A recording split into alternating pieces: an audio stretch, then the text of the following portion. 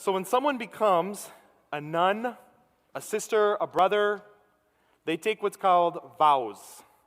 Vows of poverty, chastity, obedience. Those are fancy words. And those of you married here also know you took a vow. You make a promise before God and before others that you are going to do this, that you are going to keep this promise. And so one thing that I want to point out, though, is poverty, chastity, obedience. That's what, nuns, brothers, sisters, we just said. We're all called to live that. Each one of us is actually called to live poverty, chastity, obedience. But the way that we live those is going to look different. Think about Sister Florinda at age 70. She's been a nun for 50 years. The way that she's going to live poverty, chastity, obedience is going to look different than how someone who's been married for 20 years is going to live that out. It looks different, but we're all called to live this. Now, these are kind of technical terms. We don't talk that way. I mean, how much on a daily basis do you use the terms poverty, chastity, and obedience? Don't raise your hand. I don't want to know. But what it's actually doing is it's describing something really beautiful. What it's saying is every part of my life, every part of me belongs to God.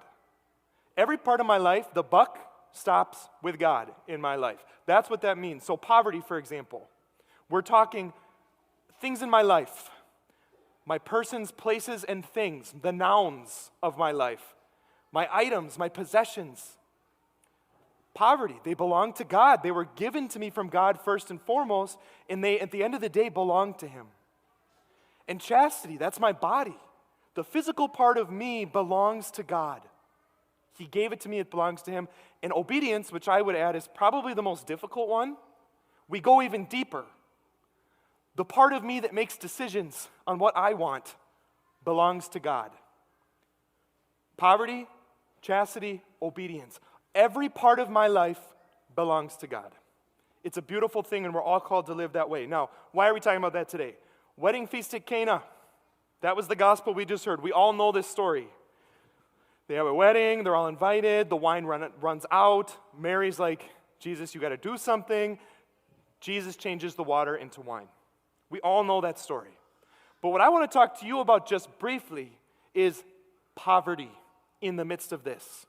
Can you imagine that couple, Mary, these people attending, they ran out of wine? I mean, if you've ever planned a big event and you've run out of food, oh my gosh, you start to sweat. The poverty of that situation. Now, when I use that word poverty, I want to be very clear. A lot of times we think money when I say poverty, or we think Mother Teresa on the other side of the world, poverty. Both true. I want to broaden our horizons a little bit because I think we experience poverty every day. Here's a definition. I cannot cause what I want to happen. I cannot secure for myself what I need. Let me say that again. I cannot cause what I want to happen, and I cannot secure for myself what I need. Think about this. If you're a student and you cannot figure out for the life of you the math problem, you're in poverty. You're a parent and you just want the kid to wash the dishes. I can't make what I want happen. I'm in a place of need. There are so many times every day, and actually on a deeper level, where we experience this. We're poor. We're in need. I can't cause to happen what I want to happen. And a question that I get often is well, doesn't Jesus say, blessed are the poor in spirit? What? That's supposed to be a blessing? To be poor. The word blessed means truly happy, truly fulfilled. I don't think, just like poverty, chastity, and obedience, I don't think you use the word blessed maybe on a daily basis. Blessed are you. But what it's saying is at the deepest center of who you are, you will be truly fulfilled and happy. Blessed are you who are poor in spirit. Now, poor in spirit, what does that mean? Is that just God being cruel? No. Poor in spirit is saying, blessed are you, truly happy are you if you realize that you need God. Everybody needs God. Everybody you see on the street, you see when you're driving, when you're at the Mall of America, everybody you see needs God. But truly happy are you if you know you need Him. If you actually are in this position of, yeah, I can't do it on my own, I need help, blessed are you. I'm in need, I'm poor. And the truth of the matter is, my friends, in my life and in yours, there is a God-sized hole in your heart, my heart. We were made that way. You can try to put whatever you want in that hole. You can say, I'm going to throw the Lombardi trophy in. I'm going to throw a bunch of food and drink and popularity. Leaf in the fire. Whoosh. The only thing that's going to truly satisfy that part of you and that part of me is God. God alone. And so what the point here is, blessed are the poor in spirit. Truly happy are you if you know that you need him. It's the same thing as saying, wow, actually, blessed are you if you have a broken arm and you know you have a broken arm. Could you imagine someone who has an injury who doesn't even realize they're injured? They can't even go get help. But the poor in spirit, they know they need help. They realize that they need God. And that's what went on in the wedding feast at Cana. Mary is aware, I need help. Lord, I can't do this. And she goes to him. She goes to Jesus. So everybody needs God. Here's a good example of poor in spirit. I go to Faithful Shepherd on Tuesdays. I love it. I go to the recess with, I think this class is kindergarten, and there's just the cutest little girl. She's so cute. She comes up when it's recess time, and I was kind of startled at first when she'd do this. When it's time for recess, she walks up to her teacher and just sticks her arms in the air and stares. And I'm like, okay. Like, I don't know what that means. Maybe it's one of these new parenting methods or something. But she walks up and she does this. She's telling her teacher, I don't know how to put my coat on. You need to do that for me. And I'm like, that's actually beautiful. That little girl, happy are you, poor in spirit. You know you need the help. She can actually then receive the help that she needs to put on that coat. Some of us who are less poor in spirit might really struggle to get that coat on and be cold all recess because I couldn't get it on myself. Blessed are the poor in spirit.